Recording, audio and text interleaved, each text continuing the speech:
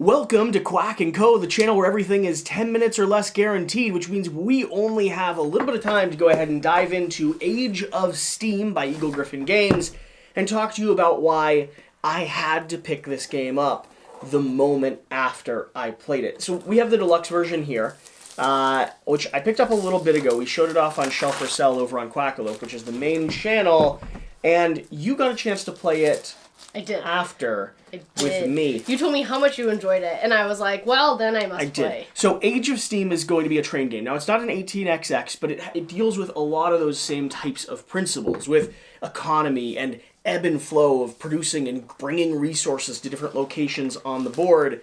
What are you hunting for? Flavor text. What channel do you think this is? We have this is Quack&Co. Yeah. So what channel do you think it is? I thought it was Quackalope for a bit, and there is no flavor text. And you got completely confused. So we have a ton of little cubes, different color tokens.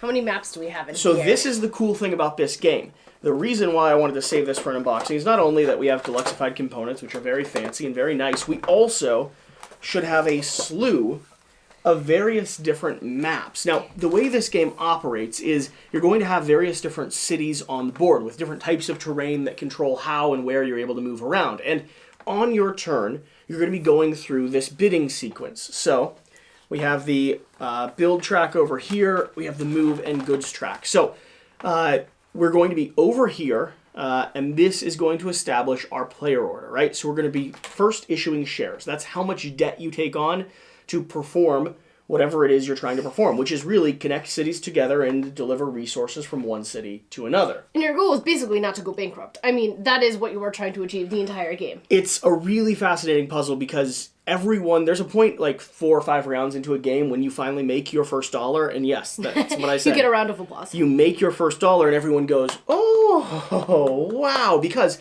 you'll be taking shares, which is debt that you have to owe back. You'll then be bidding with that money to determine the player order. Now, why does player order matter? Player order matters because that is how you are going to select these actions, and some of these actions are nicer than others at different points in the game. It really depends on what you're trying to do, right? If you're both squabbling for the specific city or to build in a certain direction or not get cut off, you may need to take one of those. Well, you also might want to pass a little bit early because if you pass, you're going to get the option to, pay a lot less because the way the bidding on determining player order works is you pay first and second, pay their full amounts, and then you pay half of whatever you bid. So if you're buying into a bidding war, you're also potentially paying the price for it. Moving down, we're then going to be able to deliver a certain number of goods, getting victory points or resources, and upping our total production track.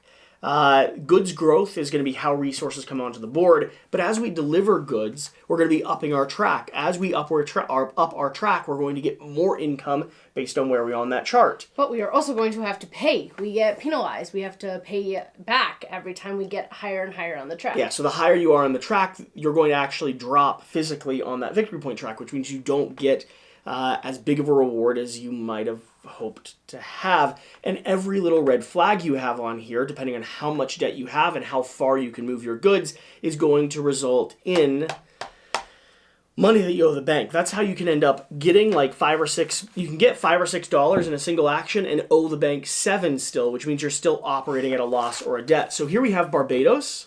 And here we have St. Lucia. Now, these are probably the smaller, like 2 to 3 or solo maps. These look bigger. We haven't played on those before. Southern U.S., as soon as you flip it the other direction. This is the Southern U.S. You literally did a full 180 and the Western U.S. Southern U.S. and Western U.S. Very cool.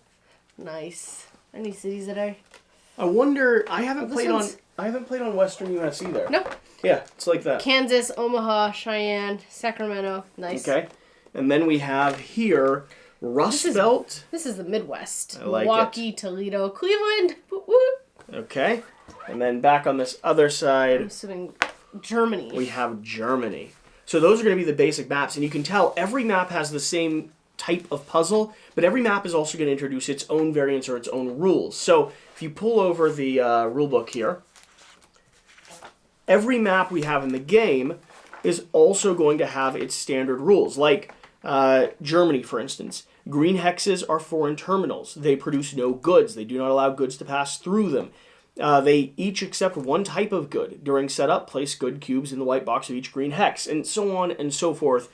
Every map has its own custom way that interacts with, well, the charts and the tracks that you're going up and down. And what makes this game so interesting and unique is that there are endless amounts of maps. There are so many There's maps. Zombie Horde Edition maps. There's maps where the object of the game is to be the first one to go entirely bankrupt. There's maps where you're all going bankrupt and the object of the game is just to survive the longest. There's different types of puzzles and twists and turns that the game introduces, from delivering goods across entire continents to smaller islands to larger 4 and 5 player games, all the way down to some of the puzzles I want to play with you, which are the 2-player and solo adventures.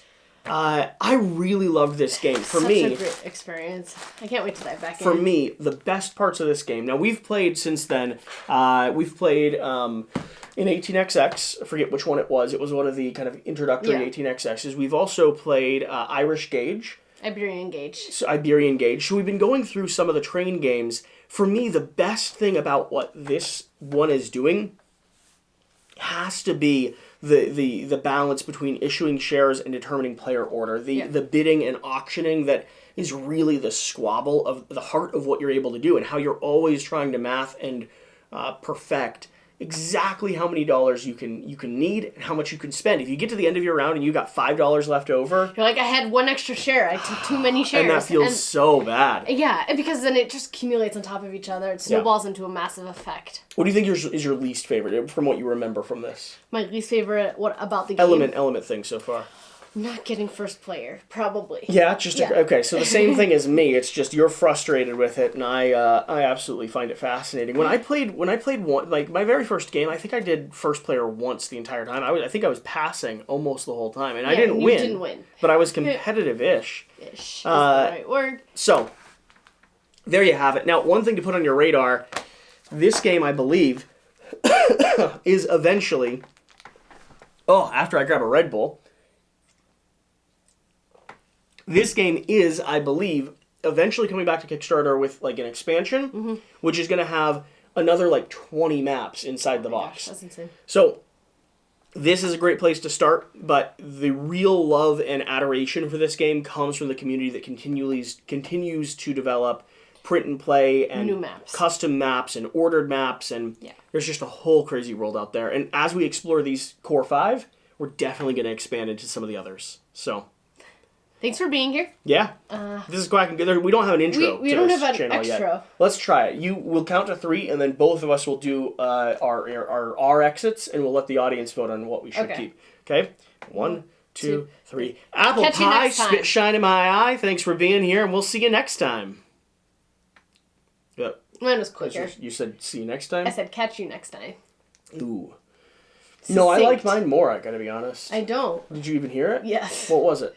Apple shine and something in my eye, spit ya something. See you next time. That's it. Apple shine and something in my eyes. Spit you next time. We'll see ya.